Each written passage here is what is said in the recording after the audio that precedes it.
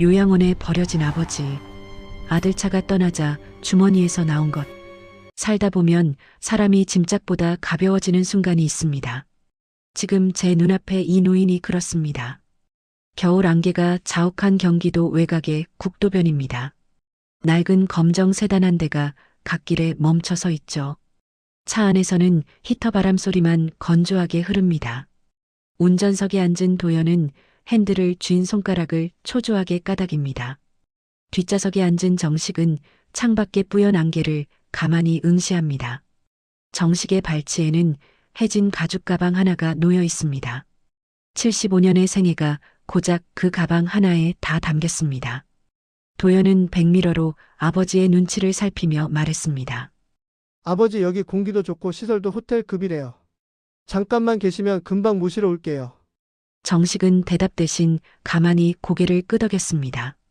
아들의 목소리에는 미안함보다 해방감이 더 짙게 배어 있다는 것을 정식은 진작에 읽어냈습니다.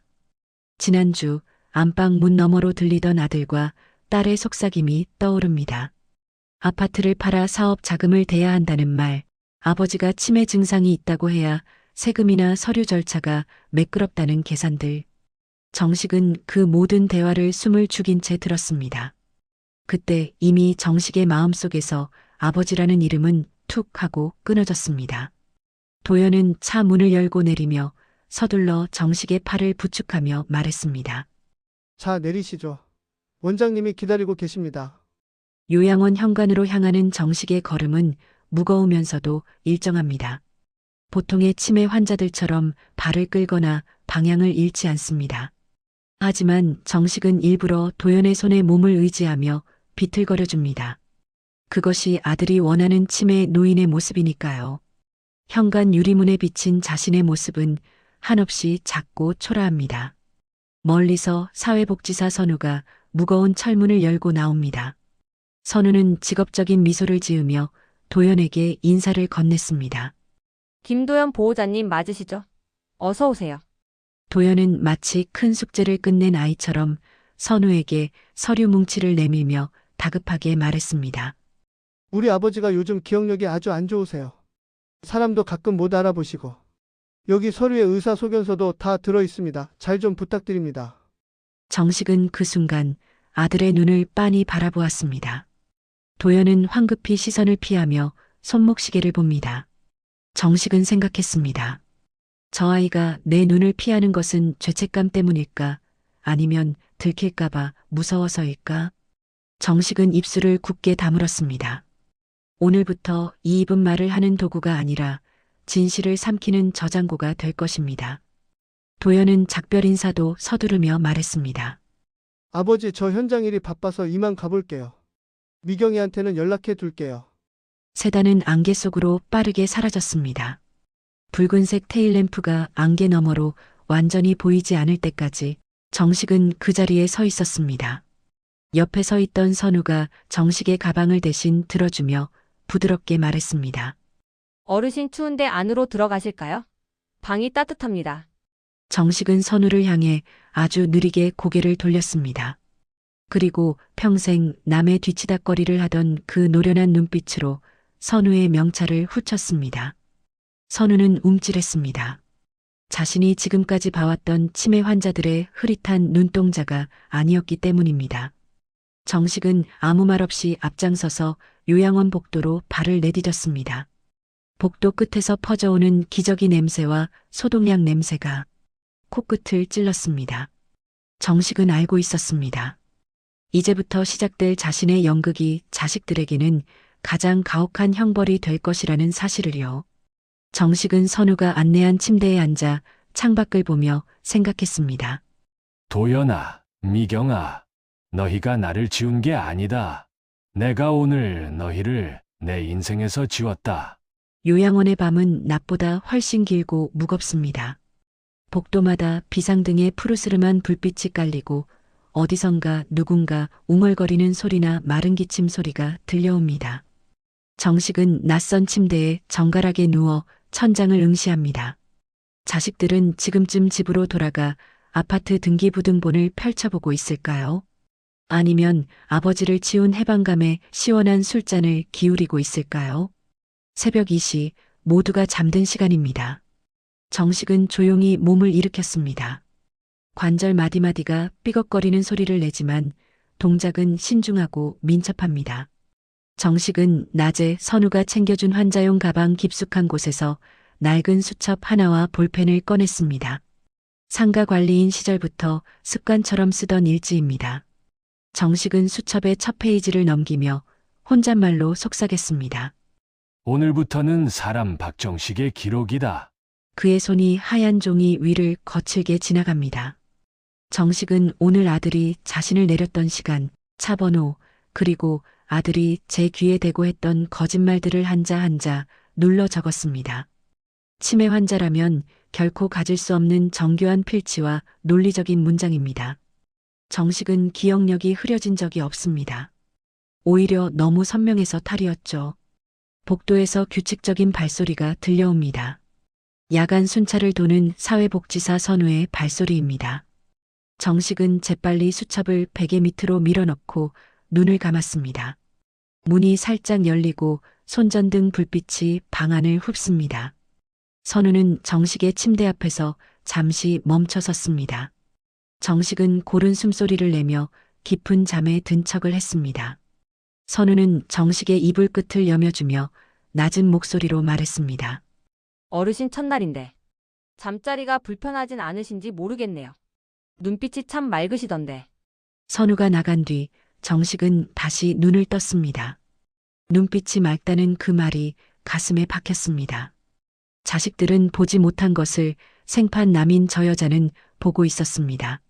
정식은 다시 수첩을 꺼냈습니다. 그리고 아들이 가져간 아파트 명의가 현재 시세로 얼마인지, 딸 미경이 챙겨간 통장의 잔고가 얼마였는지 정확한 액수를 기록했습니다. 그것은 자식들에게 줄 유산이 아니라 장차 그들에게 청구할 배신의 비용이 될 것입니다. 다음 날 아침 식당에는 허공을 응시하며 밥을 흘리는 노인들이 가득합니다. 정식도 그들 사이에 섞여 앉았습니다. 미경에게서 전화가 온 건 그때였습니다. 스피커폰 너머로 들리는 딸의 목소리는 지나치게 밝고 경쾌해서 오히려 소름이 돋을 정도였습니다. 미경은 식탁을 두드리는 소리를 내며 말했습니다. 아빠, 거기 밥은 맛있어? 오빠랑 내가 어제 아빠 방 정리 좀 했어. 낡은 짐들은 다 버렸으니까 걱정 마. 아빠도 거기서 새 출발해야지 안 그래? 정식은 입안의 밥을 천천히 씹어 삼켰습니다. 방 정리라는 말은 곧 내 흔적을 지웠다는 뜻임을 잘 압니다. 정식은 일부러 전화기에 대고 어눌한 목소리로 대답했습니다. 누구여 미경이니? 밥 먹었니? 전화기 너머에서 미경이 오빠 도연에게 속삭이는 소리가 들립니다. 아빠 진짜 상태 안 좋다니까. 어제보다 더 심해졌어. 미경은 다시 가식적인 목소리로 정식에게 말했습니다. 어머, 아빠 나 미경이야, 미경이. 일단 끊을 게 필요한 거 있으면 원장님한테 말해. 전화가 툭 끊겼습니다. 정식은 핸드폰을 내려놓고 다시 숟가락을 들었습니다. 곁에서 이 광경을 지켜보던 선우가 다가와 정식의 식판을 살피며 물었습니다. 어르신 따님 목소리 들으니까 기분 좋으세요? 근데 왜 식사는 더 안 하시고 멈추셨어요? 정식은 선우를 올려다보았습니다. 정식의 눈에는 슬픔도 분노도 없었습니다. 오직 서늘한 확신만이 서려 있었습니다. 정식은 식판 옆에 떨어진 밥풀 하나를 손가락으로 꾹 누르며 선우에게 말했습니다. 선생님, 저기 창밖에 안개가 다 걷히면 그때는 세상이 좀 잘 보일까요? 선우는 정식의 질문에 대답하지 못했습니다. 노인의 목소리가 너무나 정정하고 또렷했기 때문입니다. 선우는 직감했습니다. 이 노인이 이곳에 온 것은 버려졌기 때문이 아니라 무언가를 끝내기 위해서라는 사실을요. 정식은 다시 고개를 숙이고 묵묵히 밥을 먹기 시작했습니다. 그 모습은 마치 결전을 앞둔 장수가 끼니를 채우는 것처럼 비장해 보였습니다. 요양원의 오후는 나른한 평화로 위장되어 있습니다. 거실에 모인 노인들은 텔레비전 화면을 멍하니 응시하거나 의미 없는 손짓을 반복합니다. 정식은 그들 틈에 앉아 무릎 위에 신문을 펼쳐 놓았습니다. 눈은 신문 기사를 쫓고 있지만 귀는 면회실 쪽에서 들려오는 구두 소리에 예민하게 반응합니다. 오늘은 아들 도영과 딸 미경이 변호사를 대동하고 방문하기로 한 날입니다. 멀리서 도연의 굵직한 목소리가 들려옵니다. 아버지가 요즘 단기 기억 상실이 심해요. 본인이 사인한 것도 금방 잊으시거든요. 잠시 후 면회실로 불려나간 정식은 초점이 흐릿한 눈으로 자식들을 바라보았습니다. 도연은 정식의 어깨를 주무르며 살갑게 말했습니다. 아버지, 여기 우리 집안 서류들 정리할 게 좀 있어서요. 여기 서명 한 번만 해주시면 돼요. 기억나시죠? 지난번에 말씀드렸던 거. 미경은 옆에서 화사하게 웃으며 정식의 손에 만년필을 쥐어주고 말했습니다. 아빠 이거 오빠 사업 잘 되라고 도와주는 거야. 아빠가 평생 일군 건데 아들 잘 되는 게 좋은 거잖아, 그치? 정식은 떨리는 손으로 만년필을 건네받았습니다. 서류에는 증여라는 단어와 함께 정식이 평생 관리해온 상가 건물의 집원이 적혀 있습니다. 자식들은 정식이 이 글자들을 읽지 못할 것이라 확신하고 있습니다. 정식은 일부러 허공을 보며 엉뚱한 소리를 내뱉었습니다. 우리 도연이 학교 갈 시간 아니냐? 가방 챙겨야지. 도영과 미경은 서로 눈을 맞추며 안도의 미소를 지었습니다. 아버지가 완전히 갔다고 확신한 것입니다. 정식은 그들이 보는 앞에서 서류 하단에 서명했습니다. 하지만 평소의 정갈한 필체가 아니라 삐뚤빼뚤하게 아이가 낙서한 듯한 이름을 남겼습니다. 법적으로 효력을 다투기에 충분히 비정상적인 상태를 연기한 것입니다. 서류를 챙긴 도연이 서둘러 자리를 뜨려 하자 정식은 도연의 소매를 붙잡으며 말했습니다. 도연아, 나 집에 가고 싶다. 엄마가 기다리는 것 같아. 이미 세상을 떠난 어머니를 찾는 정식의 모습에 도연은 귀찮다는 듯 팔을 뿌리치며 말했습니다. 아유, 아버지 엄마 돌아가신 지가 언젠데 그러세요. 치매가 정말 심하시네. 나중에 또 올게요. 자식들이 면회실을 빠져나가자 정식의 등 근육이 팽팽하게 펴졌습니다. 흐릿하던 눈동자에는 다시 서늘한 빛이 돌아왔습니다. 정식은 자식들이 남기고 간 종이컵 속에 차갑게 식은 차를 한 모금 마셨습니다. 혀끝이 아릴 정도로 쓴맛이 났습니다. 구석에서 이 모든 과정을 지켜보던 선우가 다가와 정식의 곁에 앉으며 말했습니다. 어르신, 아까 따님하고 아드님 오셨을 때 정말 아무것도 기억 안 나셨어요. 정식은 선우를 보지 않은 채 창밖의 마른 나뭇가지를 보며 말했습니다. 선생님, 귀한 걸 버릴 때는 소리가 안 나는 법입니다. 그런데 사람을 버릴 때는 왜 저렇게 시끄러운 소리가 날까요? 선우는 정식의 말뜻을 이해하려 애쓰며 그의 표정을 살폈습니다. 정식은 천천히 자리에서 일어났습니다. 그의 주머니 속에는 아까 도연이 떨어뜨리고 간 변호사의 명함이 들어 있었습니다. 정식은 그것을 손바닥 안에서 구겼습니다. 자식들이 챙겨간 그 서류가 결국 그들의 목을 죄는 밧줄이 될 것임을 정식은 이미 계산을 마친 상태였습니다. 정식은 복도를 걸어가며 생각했습니다. 자식들은 아버지를 치매라는 감옥에 가뒀다고 믿겠지만 사실 이 요양원은 정식에게 가장 안전한 요새가 되었습니다. 이제 누구의 눈치도 보지 않고 오직 자신만의 방식으로 그들을 심판할 준비가 끝났습니다. 정식은 방으로 돌아와 다시 수첩을 펼쳤습니다. 오늘 날짜 아래에 적힌 문장은 단 한 줄이었습니다. 가면을 쓴 자들이 축배를 들었다. 요양원 앞마당에 짙게 깔렸던 안개가 서서히 흩어지는 오후입니다. 정식은 벤치에 앉아 무릎 위에 담요를 덮고 앉아 있습니다. 멀리서 들리는 공사장의 소음이 정식의 귀를 예민하게 자극합니다. 아들 도연이 그토록 원하던 재개발 사업의 시동 소리겠죠. 하지만 정식은 오늘 아침 요양원 공중전화를 통해 이미 한 통의 전화를 마친 상태입니다. 선우는 정식의 옆자리에 따뜻한 캔커피 하나를 놓으며 말했습니다. 어르신 오늘도 신문 보시게요. 눈 안 아프세요? 정식은 일부러 신문을 거꾸로 든 채 멍한 표정을 지으며 말했습니다. 글자가 자꾸 도망을 가네. 선생님, 여기 글자들이 다 어디로 가는 거요? 선우는 정식의 손을 가만히 내려다보았습니다. 신문지는 거꾸로 들려 있지만 정식의 손가락은 정확히 경제면의 재개발 상가, 보상 기준 항목을 짚고 있었습니다. 선우는 확신했습니다. 이 노인은 지금 세상에서 가장 정교한 연기를 하고 있다는 것을요. 선우는 주변을 슬쩍 살피고는 목소리를 낮춰 말했습니다. 어르신, 아까 공중전화로 어딘가에 한참 전화하시는 거 봤어요. 치매 환자는 전화를 걸 줄 몰라요. 번호를 다 외우고 계신 거잖아요. 정식은 움찔하지도 않았습니다. 대신 신문을 접어 옆바구니에 넣으며 낮고 단단한 목소리로 말했습니다. 선생님, 세상에는 보지 말아야 할 걸 본 사람보다 보고도 못 본 척해야 사는 사람이 더 많은 법입니다. 선생님도 그냥 못 본 척하세요. 선우는 소름이 돋는 것을 느꼈습니다. 며칠 전까지 어눌한 말투로 자식들을 반기던 그 노인이 아니었습니다. 정식의 목소리에는 20년 넘게 상가 세입자들을 관리하며 다져진 차가운 권위가 실려 있었습니다. 선우는 침을 꿀꺽 삼키며 말했습니다. 제가 왜 그래야 하죠? 여긴 어르신 같은 분들을 돌보는 곳이지 이런 속임수를 돕는 곳이 아닙니다. 정식은 처음으로 선우의 눈을 똑바로 응시하며 말했습니다. 돌본다는 것, 그건 그 사람의 인생을 존중한다는 뜻 아닙니까?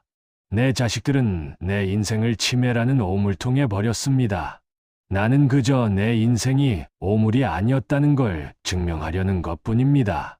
선생님이 도와주면 이 요양원에 아주 큰 선물을 남기고 갈 수도 있는데 말이죠. 정식은 주머니에서 낡은 열쇠 꾸러미 하나를 꺼내 보여주었습니다. 도영과 미경이 집안을 샅샅이 뒤져도 끝내 찾지 못했던 정식의 진짜 비밀이 담긴 상가 관리실 금고 열쇠입니다. 자식들이 가져간 서류는 가짜 건물주 명의였고 실질적인 수익권과 장부는 여전히 정식의 손안에 있었습니다. 선우는 정식의 손에 쥐린 열쇠와 그의 서늘한 눈빛 사이에서 갈등하며 말했습니다. 무슨 선물을 말씀하시는 건가요?